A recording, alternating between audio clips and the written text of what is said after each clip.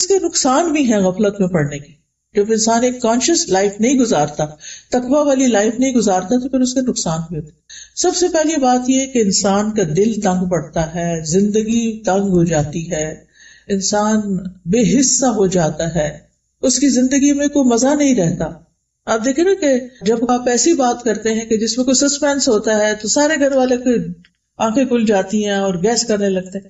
اچھا مثلاً بچے گھر آئے اسکول سے تو آپ کہتے ہیں میں نے اور تمہارے بابا نے ایک پلان بنایا ہے. Guess what? مثلاً سوال کر دیا اچھا ہم ہالیڈیز پہ جائیں گے، یا آپ کہتے ہیں ہم نے کہیں جانے کا پلان کیا. پھر تو آپ دیکھیں کیسے وہ باتیں کرتے ہیں.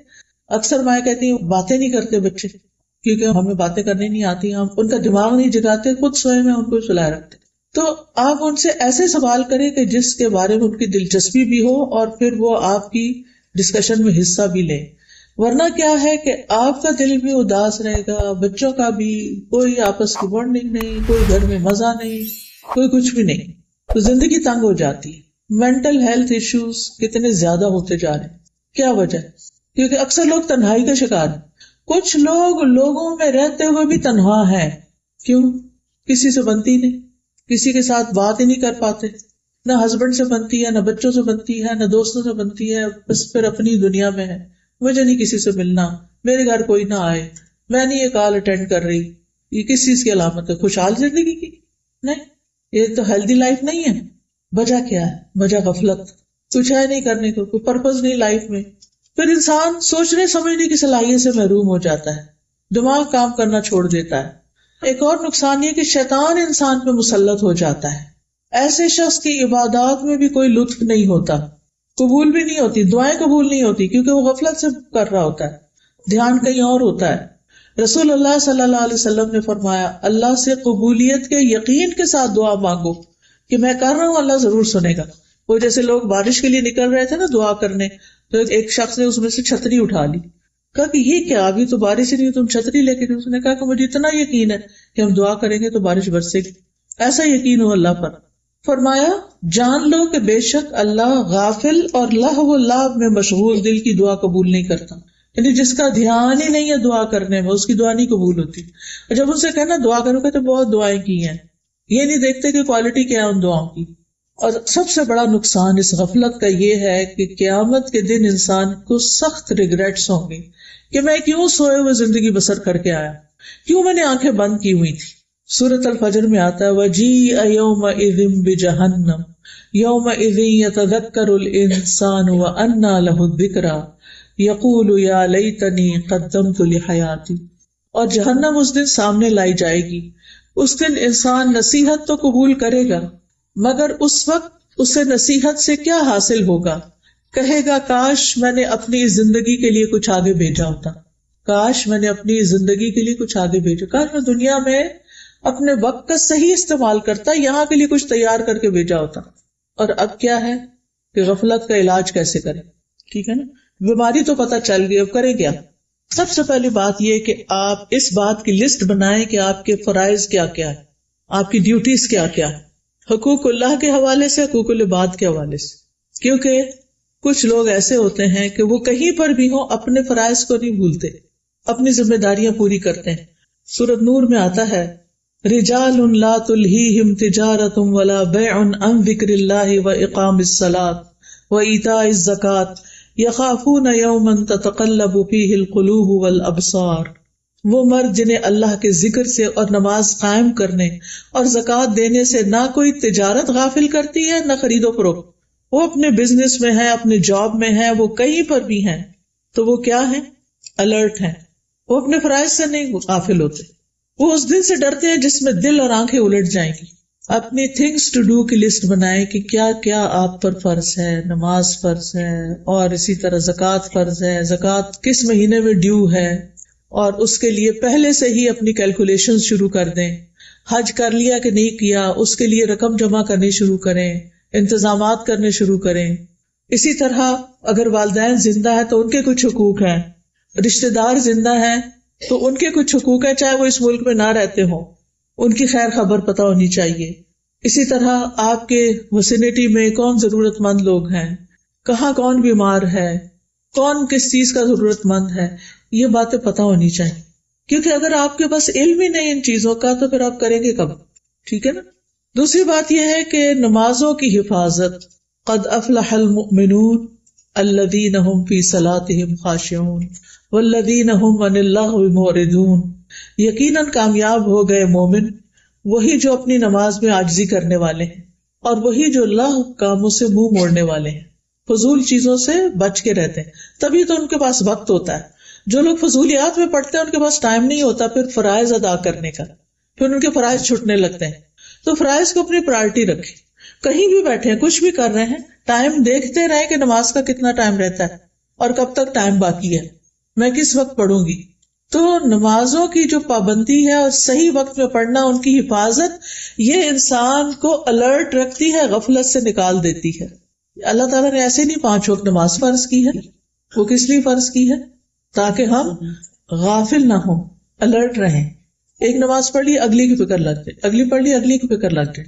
پھر قیام اللیل کرنا. حدیث میں آتا ہے جس شخص نے 10 آیتوں سے قیام کیا وہ غافلوں میں سے نہیں لکھا جاتا. اچھا پیاری بہنوں، ایسا ہے کہ سب کی ہمت نہیں ہوتی تہجد کے لیے اٹھنے، خاص طور پر یہاں آپ کی راتیں چند گھنٹوں کی ہیں تو اس میں ابھی سوئے نہیں تو اتنے میں تہجد کا ٹائم گھنٹے ڈیڑھ بعد ہو جائے گا تو مشکل ہو جاتا ہے نا. آپ عشاء کے ساتھ ہی ایکسٹرا 2 نفل پڑھ لیں، ان میں یہ 10 آیتیں پڑھ لیں. 10 آیتیں مثلاً سورۃ الفلق اور الناس 11 بن جائیں گی. سورہ کہف کی پہلی 10 آیتیں، اسی طرح اور بھی صورتیں. آپ 30واں پارہ کھولیں اور وہاں سے گن لیں کہ کون کون سی صورتیں میں پڑھ سکتی، پلاننگ کرنی پڑے گی. اگر عشاء کی نماز کے ساتھ ایکسٹرا 2 نفل آپ نے اس نیت سے پڑھ لیے کہ یہ قیام اللیل ہے، میرا رات کی نماز ہے، تو آپ غافلوں میں نہیں لکھے جائیں گے. پھر ایک اور طریقہ ہے، غیر اہم کاموں، ناٹ امپورٹنٹ، ان کو چھوڑ کر امپورٹنٹ کاموں کو پہلے کرنا، پرائرٹی پر کرنا. نبی صلی اللہ علیہ وسلم نے فرمایا اپنے وقت کے بعد 60 سال بعد ایسے جانشین پیدا ہوں گے جو نماز کو ضائع کریں گے، اپنی خواہشات کی پیروی کریں گے اور جہنم کے گڑھے میں جا گریں گے. نمازوں کو ضائع کرنا، نمازوں سے غافل ہونا، یہ اچھی علامت نہیں. لیکن نمازوں میں خشوع کیسے ہو سکتا ہے؟ جب انسان لغو کاموں کو چھوڑتا ہے. والذین هم عن اللغو معرضون. اور اگر لغو، فضول، بیکار چیزوں سے گزر ہو بھی تو مروا کراما، باعزت طریقے سے گزر جاتے، ان کے اندر الجھتے نہیں ہیں.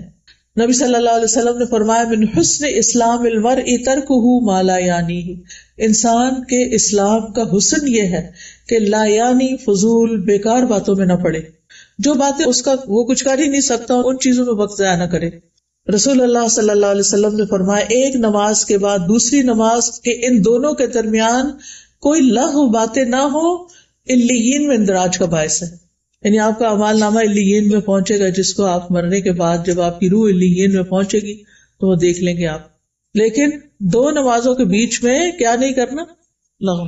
ایک اور چیز یہ کہ ایسی چیزیں جس کے بعد آپ کو پتہ چلتا ہے کہ آپ کا دل بجھ گیا ہے، غافل ہو گئے، پھر اس چیز کو چھوڑ کہ میں نہیں آئندہ وہاں نہیں جاؤں گی، فلانا کام نہیں کروں گی کیونکہ میرے دل کی حالت اچھی نہیں رہی. واپس اپنے آپ کو اوپر چڑھائیں، سیڑھی جس سے اتریں، اپنا ایمان بڑھائیں اور آئندہ ایسی جگہوں سے پرہیز کریں. ٹھیک ہے نا. ابن قیم نے اپنی کتاب الداء والدواء، دوائے شافی، آپ میں سے کسی نے اس کتاب کا نام سنا؟ دوائے شافی کس کس نے؟ ایک ہاتھ کھڑا، 2 3 4. چلے الحمدللہ آپ نے کورس لیا ہوا. بہت ہی اچھی کتاب ہے امام ابن القیم کی، جن کا میں یہاں ریفرنس دے رہی ہوں. پڑھنے والی کتاب ہے، لیکن جو اردو مشکل ہے تو میں نے اس کو پڑھا دیا تھا تاکہ آسانی ہو جائے. اگر پڑھ نہیں سکتے تو سن ہی لیں. ابن قیم کہتے ہیں کہ جو آدمی آپ سے یہ سوال کرے کہ میں کھیلوں کے مقابلے اٹینڈ کرنا چاہتا ہوں، یہ دیکھنا چاہتا ہوں، تو اس کا کیا نقصان ہے؟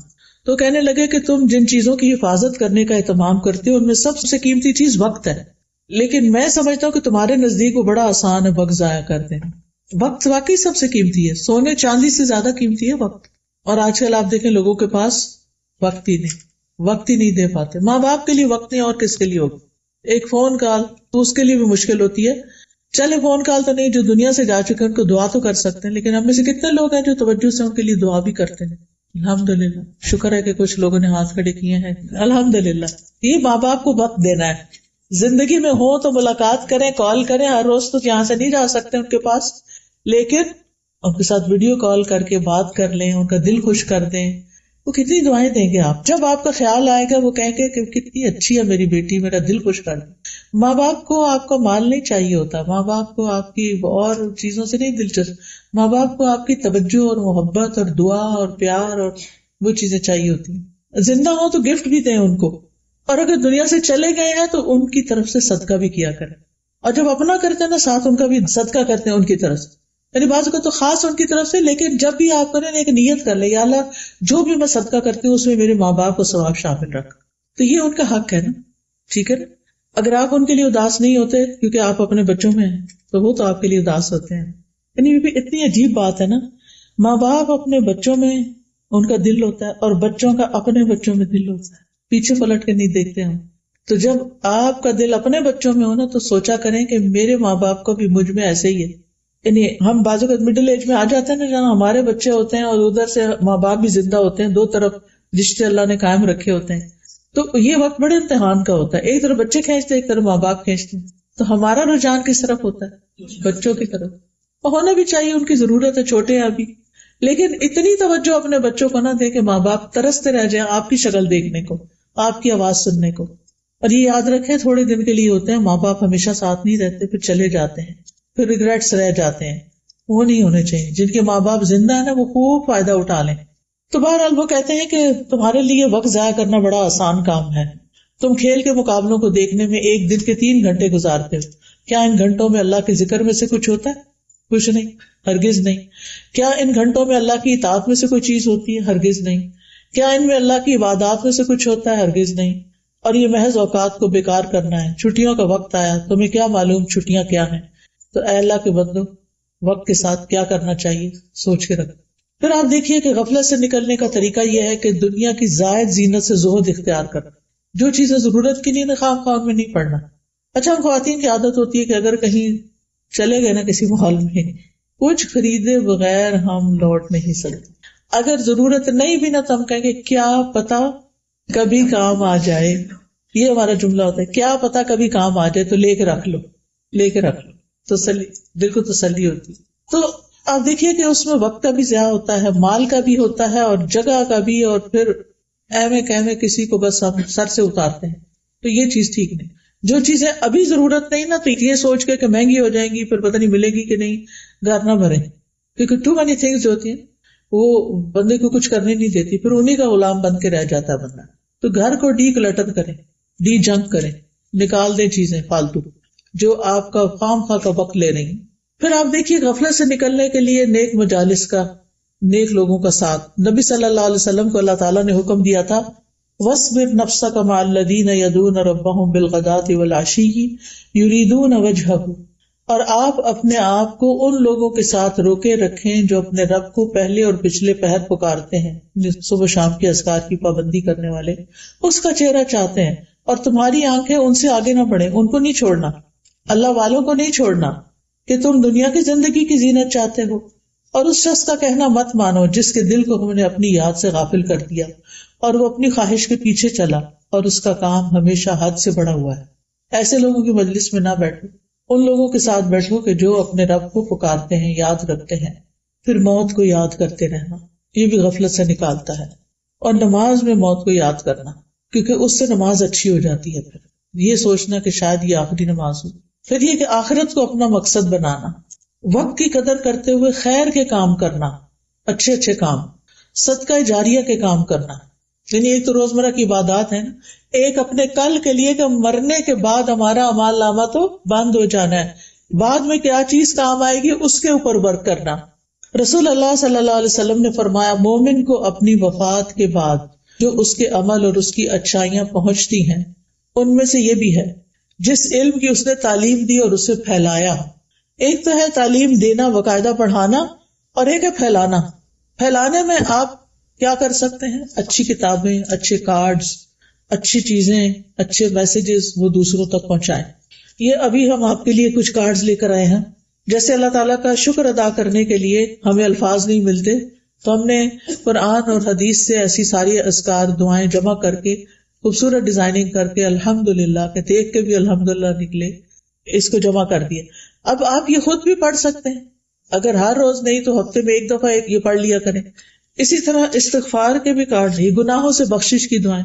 آپ کو معلوم ہے نا کہ جب انسان استغفار کرتا ہے، اپنے گناہوں کو مان جاتا ہے، توبہ کرتا ہے، اللہ سے معافی مانگتا ہے، تو نہ صرف اس کی آخرت اچھی ہوتی ہے، دنیا بھی اچھی ہوتی ہے.